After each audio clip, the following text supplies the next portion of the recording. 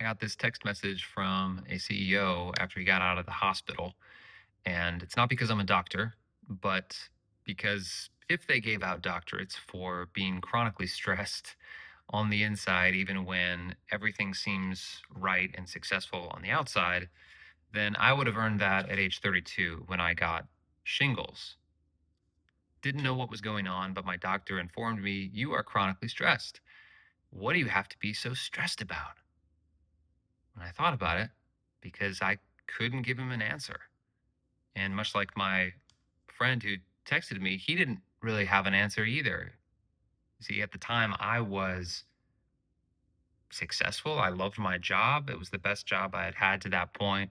I loved my marriage. I was eating well, had a healthy lifestyle, yada, yada, yada. Never worked more than 40 hours a week. In my view, I had perfect work life balance. In fact, what I did for a living was train other business owners in creating that work life balance so that their calendars reflected their strengths and their values and their family life.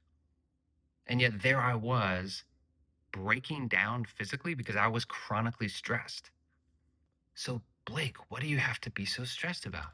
I didn't have an answer because I actually didn't even think I was stressed. If you would ask me, "Hey, are you really stressed right now? Are you chronically stressed?" I would have said no. In fact, I would have said, "I'm really driven. I'm always thinking about what's next and how I can do more and how I can be better. I'm driven. And that is what makes me successful." But what I didn't realize until that moment was that the fuel source for my drive was actually toxic. Maybe you are watching this video because you have a suspicion that your fuel source, that your drive might be perpetuating the tensions that you're feeling in your life, the stuff that's distancing you from your most important relationships when your mind is everywhere else and not ever fully right here. When you're waking up at 3 a.m. and you can't get back to sleep because you're just cooking on all these different things. When you feel guilty when you're at work for not being at home, and when you're guilty for taking time off because you're not at work.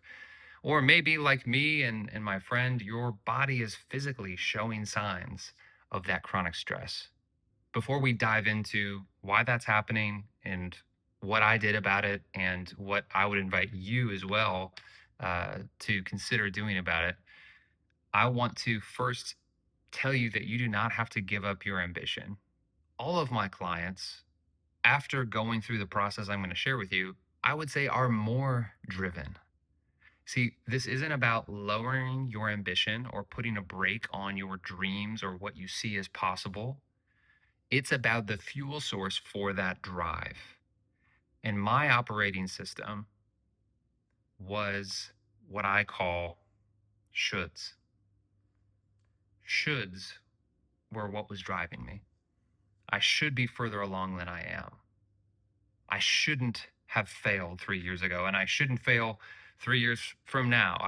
All these things need to be this way. And my perspective on things was these things are good and these things are bad, and I should be further. I should be doing more. Imagine if you always think you should be further along than you are, then when can you ever be where you are, fully present and fully at peace? When could you ever actually enjoy the success that you've worked so hard for? The answer is never. The answer is you've always got to be under some level of tension because in your world and in my world at that time, that tension is what kept me safe. It's what kept me going. It was the fuel source. What I'm going to prescribe here is not a new system. It's not a way for you to save 10 hours a week in your business. It's not how to delegate more. Because I want to be honest with you, uh, what is happening in your business and all the problems, whether it's the cash flow or the employees or the market or whatever, AI, none of that has anything to do with what is fueling your drive. We are not trying to put the brakes on your drive And we're also not saying that there doesn't need to be system level changes in your business. But what I am suggesting, what I learned going through what I went through, is that having shoulds, having stress as the fuel source for your drive is not just toxic to your body, as I learned, as my friend learned, as maybe you're learning. It's not just creating this subtle distance, or maybe not so subtle distance in your relationships with your family.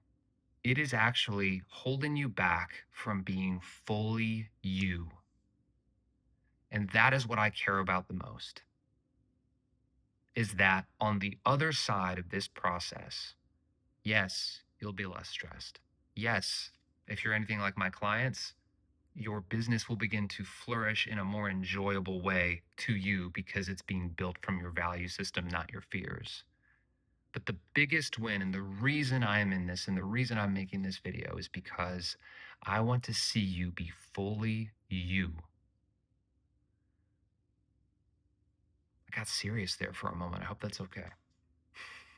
So, I want to share what works for me in the process that I've led many clients through at this point.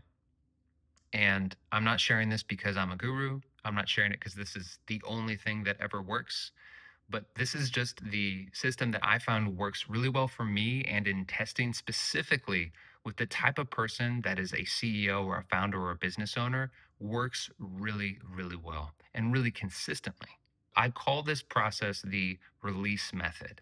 And the thing that we are going to release are the specific shoulds that are perpetuating that stressful fuel that's pushing you forward. A should, just to bring some definition to it, is essentially a demand that you are placing on your reality in order to be okay.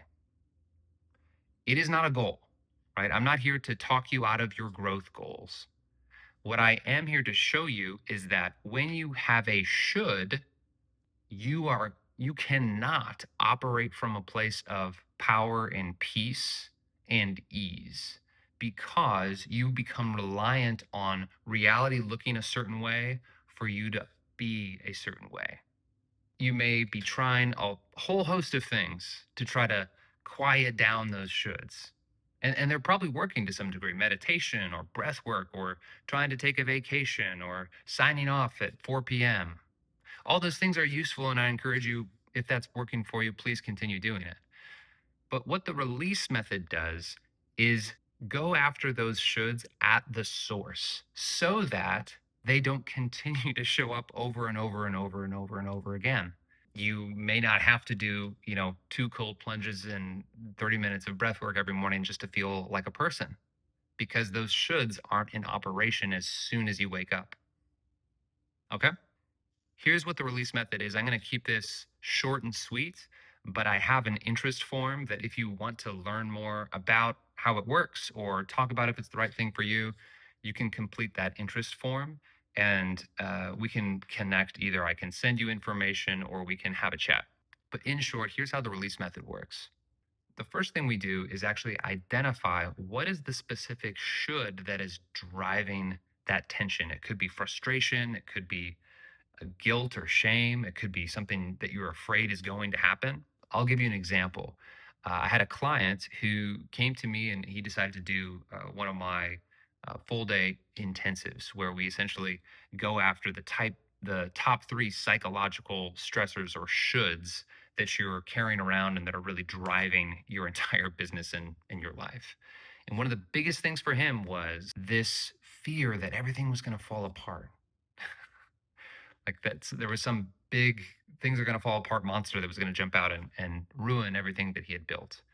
And so he was actually carrying around all this stress, even though he was coming off of his best year ever as a business owner. So we got specific with it. Okay, the actual thing we're afraid of is that you will file for bankruptcy and this business will be dissolved to nothing. In his mind, that cannot happen. And he cannot be okay until that's guaranteed to never happen. When can you actually be okay when you are carrying that around? Because guess what? That could always be a possibility. You can hustle and stack cash and protect your reputation, but stuff happens, doesn't it? You can never be fully sure. So, therefore, he could never fully enjoy the success he was experiencing. And he was constantly operating from tension. His kids felt it. He was trying to take vacation with his kids. And he said, Blake, I feel so tense. My body feels tense. And I don't know that I can actually enjoy this vacation that I'm frankly spending a lot of money on. And my family notices. So we specify what is that should. And then we go through a process that is, think of it like almost like a mental workout, if you will, where it's not simply a function of what's your limiting belief? Oh, don't believe that. Believe this. Now you're good. Again, that's great. This is more like the repetitions. So you wouldn't just do one rep of a bench press at the gym and be like, great, that was an awesome workout. You would do rep after rep after rep after rep. And that is how you build that muscle. In a similar way, what the release method does is it uses a process of inverting your perspective repeatedly. Now, this doesn't take any special form of concentration or elevated spiritual maturity or anything like that. It's actually quite mechanical. It's much like filling out a form, but you are mentally seeing that alternative perspective, seeing it, not make believe, but actual evidence. So you're using data and evidence and things that are real and true to wrench yourself free from that perspective that is driving and perpetuating that should. From there, and again, this is the abridged version, you have the opportunity to identify the value system, the specific value that that should is highlighting, and live and take action according to that. And in so doing, you build evidence of who you really are and what you're capable of, which goes back to that point I made about this is really about revealing just how awesome you are. So, the example of failing or you fearing to go bankrupt, we inverted that perspective. What are all the benefits of that? What are all the downsides if you have massive success in this business? And skipping a few steps here, what then do you have the power to do? What do you value that is asking to be expressed right now? And what would it look like to take action according to that value, even if the stress is still there? And the wildest thing happened weeks and even months after that. This client, this business owner said, you know, what's so weird is that I haven't even thought about going out of business since then. It hasn't even occurred to me. And I'm just playing offense now. I'm not playing defense. And that's the kind of thing that happens is that we don't try to manage all of the stress over and over and over again. You like having high leverage. I don't want to continue to manage something that doesn't need to be there at all. That is what the release method does in short. What I would like for you to do, if you're interested in this process or what it might look like for us to work together on your operating system of shoulds that's perpetuating the stress, is to fill out the interest form that is somewhere around this video or linked from this video. The highest leverage way to work together is one-on-one at a in-person intensive. One of my clients said this was like getting 4 or 5 months of coaching in one day. We will go after the top psychological stressors that are weighing you down, and you'll get free from them in that day. I also work with clients in a more traditional one on one coaching sense. Those two things, by the way, are not mutually exclusive. Most of my intensives are done with clients that I'm also coaching. I've got one last thought for you before you go. I hope that you're not like my friend who has gone to the ER because of chest pain. And I hope that you haven't already gotten shingles or that your body is showing these signs of being chronically stressed. I hope it doesn't come to that either. But if you were there or if you're afraid that, man, maybe I'm actually headed there, I want to encourage you not to tell you what to do, but just to show you anecdotally what is possible by sharing the rest of my story and that of my friend and client. I stumbled through a bunch of different methodologies and things trying to figure out what was going on. And it was really humbling because I was a really spiritual person and I felt ashamed that I couldn't just figure this out. I felt embarrassed and maybe more ashamed because I knew it was affecting my marriage. And I felt frustrated because I actually thought it was holding me back in my career and what I was capable of. And when I started practicing this, the first person to notice was my wife. And she had made many comments about how it was easier to be around me, how I was more present when I was with her. And the second thing that became very clear was that stuff started going better for me in work and in my own business, and I began to live more authentically according to my own values, not according to trying to survive and trying just not to fail. And for my friend who sent me that text message getting out of the hospital, we ended up working together in a coaching capacity. And the biggest change that he noticed was that he was no longer thrown off. So the stuff that would bother him, that would eat at him, that would he'd be thinking about in the middle of the night or be thinking about while he's supposed to be watching one of his daughter's games, just didn't throw him off.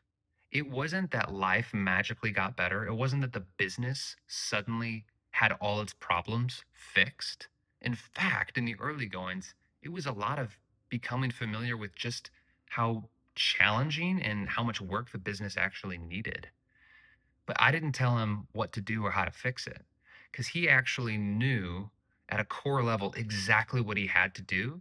And it was made clear to him once he could clear out the shoulds and that feeling like he was never doing good enough. And am I doing enough? Should I be doing more? And this should be different. And once that was cleared out, I've watched him flourish in his role and in his business and be able to lead as himself without apology, both in his business and at home. You do not have to fill out this interest form, but I hope at least you take that with you, that you do not have to continue to assume that the cost of being successful or being a really accomplished leader means that you don't get to have that internal peace and that rest. I hope that you understand that being driven does not have to mean being chronically stressed, that there's an alternative fuel source that actually will not subdue your drive, but actually amplify it. That's all I have for you. Hopefully, we have a chance to connect soon.